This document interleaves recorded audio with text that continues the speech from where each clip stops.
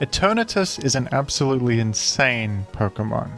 A textbook broken legendary. In the lore, this is one of the most powerful beings in existence, a Lovecraftian alien horror beyond comprehension.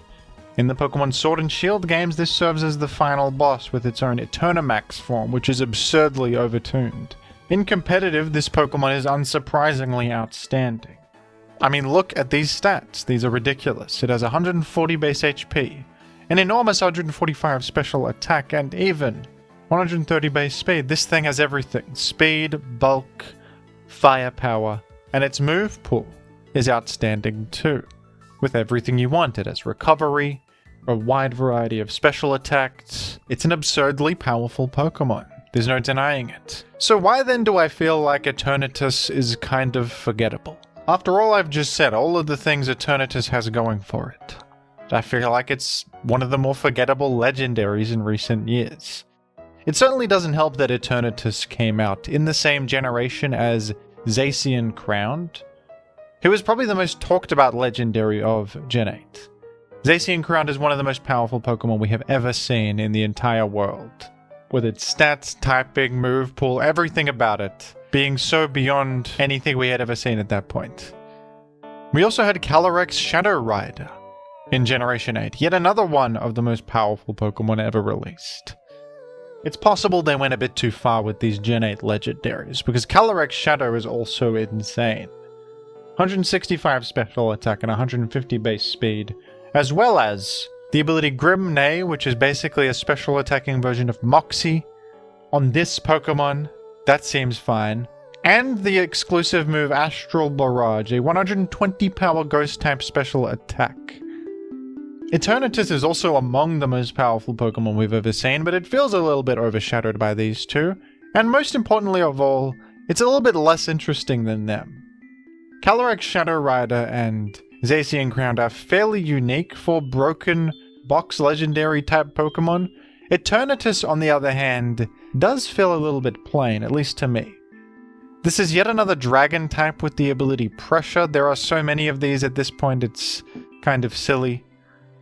And Eternatus has a typical dragon type legendary move pool. Eternatus does have its own signature move, that being Dynamax Cannon, and it is a good one. It's a dragon type special attack with 100 power and 100 accuracy. This has the effect of dealing double damage to Dynamaxed Pokemon. But other than that, it has no other special effects. In essence, for the most part, this is just a slightly better Dragon Stab move than something like Dragon Pulse, which isn't the most exciting thing on the planet, is it? It's a good move, but nothing earth-shattering or anything. Eternatus is very much linked with the Dynamax phenomenon in the game's lore. The reason that Pokemon can Dynamax in the Galar region is because of some sort of energy emanated by Eternatus, and with its special Eternamax form, and this move that only hits Dynamaxed Pokemon for double damage. You can say that we're leading into that with some of its design. And it so happens that Dynamax was one of the more poorly received generational mechanics. Most people don't like it. It does have its defenders. Some people enjoyed making their Squirtle ginormous, but I don't know. Most people thought it felt a bit lazy as a mechanic, myself included. So perhaps this Pokemon is taking a bit of heat from that, being so associated with Dynamax. And of course in Gen 9, none of this Dynamax exclusive stuff even matters anymore, because the mechanic can't be used, making this Pokemon feel a little bit plain in the form it currently exists in Gen 9, especially compared to new flashier legendaries being released in these new games. Another important factor to consider is that there is only 1 week remaining to get dog-themed merchandise from JimothyCool.com. And I hope this is at the forefront of your attention because it's very important to consider. This is especially pressing in light of International Puppy Day, which occurred only just recently. Please consider this moving forward and take a look at JimothyCool.com. It does at least have a unique Poison Dragon typing. Only Naganadel and Dragalge have had this typing in the past, so it's unique for a legendary. And Eternatus is quite a bit faster than a lot of other Dragon-type legendaries, but besides that, it has all the same typical options. Eternatus never particularly stood out to me among other modern legendaries, and I don't see it talked about as often as some of them. But it is unique in ways you wouldn't initially think on the surface. And the way this Pokemon defines Gen 8 Ubers is quite interesting. Eternatus is an S-rank Pokemon in Gen 8 Ubers, a member of the Big Three alongside Yveltal and Necrozma Duskmane. These are the three most central Pokemon in this format. The unique brokenness of Eternatus can be found mostly in its stat spread. I don't know if we've ever seen a legendary quite like this, with such a good combination of both bulk and offensive firepower. Because Eternatus is not only one of the strongest offensive threats in the tier, it's also one of the most reliable checks to common Pokemon. The most popular Eternatus set in Gen 8 Ubers is actually a specially defensive one. With such a high HP stat, you get a significant amount of value out of defensive EVs. And this special defense investment allows you to very reliably check Kyogre, who is a popular threat. Even though you lack resistances to the moves of Yveltal, you can switch in on it quite well. Yveltal commonly uses Toxic to pressure things, and you are Toxic immune, and have enough natural bulk to shrug off most of its popular options. Ho-Oh is fairly easily responded to by an Eternatus. And what's nice about your Dragon Poison typing is that you are rare Dragon type neutral to Fairy, which also makes you decent against Xerneas. Xerneas can still power through you, of course, with its Geomancy boost, but you at least aren't forced out by Xerneas all the time and can hold your own against it better than most other dragons. With this simple set of Recover, Toxic Flamethrower, and Dynamax Cannon, Eternatus can solidly check a good chunk of the Gen 8 Ubers metagame, threaten to poison many of them, often forcing them out, and just with its base special attack alone, it's also a really speedy and scary threat. Eternatus uniquely doesn't really need any investment into its offensive stats to be offensively threatening. Eternatus also happens to have the option of Toxic Spikes, which you can consider when using it with this sort of set. A very interesting choice that definitely sets it apart from other similar Dragon-type legendaries. None of them get this. And it's a unique way to make progress from defensive switches. The direct Toxic is more popular, but Toxic Spikes is certainly an option to consider.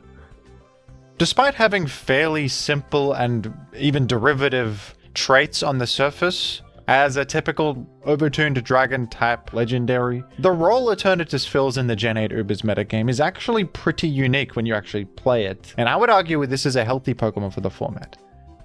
In a single slot, Eternatus handles so many different things defensively, while also outputting a bit of offense itself. This is a very, very easy Pokemon to throw into a team and provide some stability to that team. And even though many legendaries get pressure, like Palkia, Dialga, and Mewtwo, Eternatus can actually use pressure a little bit better than they can, because it has recovery and this good defensive typing and defensive profile that works a little bit better than all of those Pokemon. So the PP stalling of pressure comes up pretty often on this sort of Pokemon that can afford to run a completely defensive set like this. And even as an offensive threat, Eternatus has a bit of unique flair. Eternatus has access to the move Meteor Beam. This is actually quite a unique option on a special attacking legendary. The only other one that gets this is Lunala, and Eternatus is quite a bit better than Lunala at taking advantage of this unique option.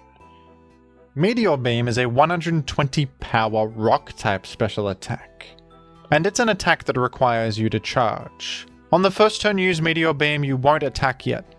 You will receive a special attack boost of 1, and then on the second turn Meteor Beam will hit and the powerful attack will go through. However, with the item Power Herb, you can bypass this charging effect. Power Herb allows you to execute a 2-turn move in a single turn, just once, and it's consumed on use. But Meteor Beam is a particularly fantastic move to use with the Power Herb, because not only do you get a strong rock-type coverage option with above average power, you also get that special attack boost. And Eternatus, with its simple Dynamax Cannon, Flamethrower, and Sludge Bomb stab, along with this Meteor Beam special attack boost, is a pretty damn effective game-ending special threat, isn't it? Few special attackers in Ubers are as frightening as Meteor Beam Eternatus. Eternatus also has another set that takes advantage of Meteor Beam as an option, and this is one of the most unique sweeper sets I have ever seen in an Ubers format. This set uses Cosmic Power, the defensive boosting move, which raises your defense and special defense by 1 stage. This is kind of bizarre because Cosmic Power is primarily used alongside the move Stored Power, to scale that move as much as possible. Stored Power is an attack that gains base power for each boost you have. This set is not doing so. Eternatus is just using Cosmic Power for the defensive boosts. And with Recover, to heal yourself back up and shrug off any damage you have taken, Eternatus is aiming to become indestructible with this set, so that it can just attack through everything and live hits from every angle. I don't know if any other Pokemon would be able to pull this set off except Eternatus, with its unique combination of massive HP, massive speed, and massive special attack.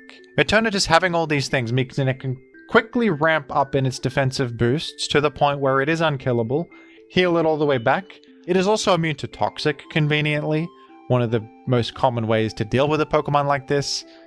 And it's not so passive that after getting the Cosmic Power boost, it just sits there. This is a threat, and with Meteor Beam, you can even get a special attack boost. And Meteor Beam can actually be spammed repeatedly because you're so bulky that nothing can quite KO you. So with Meteor Beam, you are also stacking up special attack and eventually powering through the entire enemy team with sheer brute force. It almost reminds me of like a Calm Mind Rest Suicune from Gen 3 OU.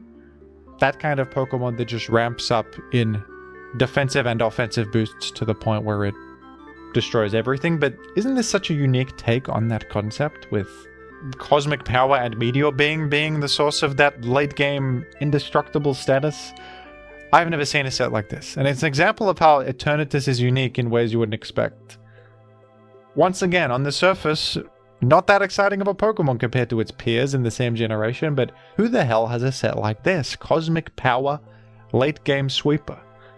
Gen 8 Ubers is quite unique among all of the Ubers formats in the franchise. This is the first game that saw significant cuts to the Pokédex, and Gen 8 Ubers certainly feels very different to other formats for that reason. Not only because of moveset cuts on previous staples, but also the lack of certain Pokemon. Arceus is the most notable absence. Arceus is not in Gen 8 Ubers, and Arceus is of course a central presence in every other Ubers format it exists in. But the presence of Eternatus and the central nature of Eternatus is also something that defines Gen 8 Ubers in a very unique way. And when you first look at Eternatus, you wouldn't think of it as a healthy central presence, but I think that's what it is.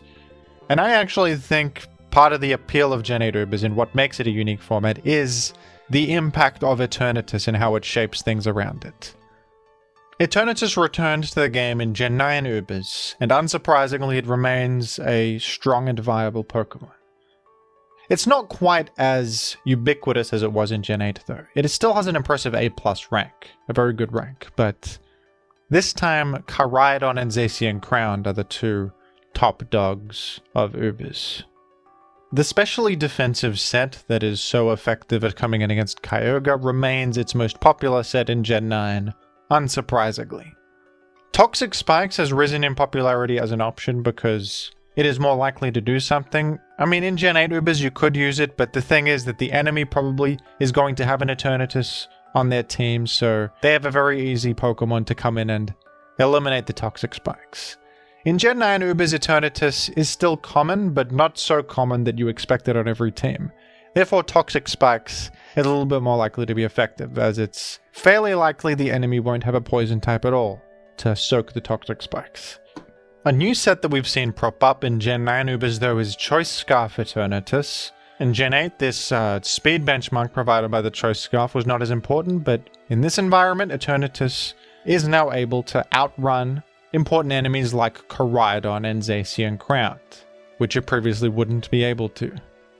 I get the feeling that Eternatus is not a very popular legendary among casual fans. It's probably not unpopular either. I would imagine people have a neutral opinion towards Eternatus. But I actually quite like Eternatus as far as modern legendaries go.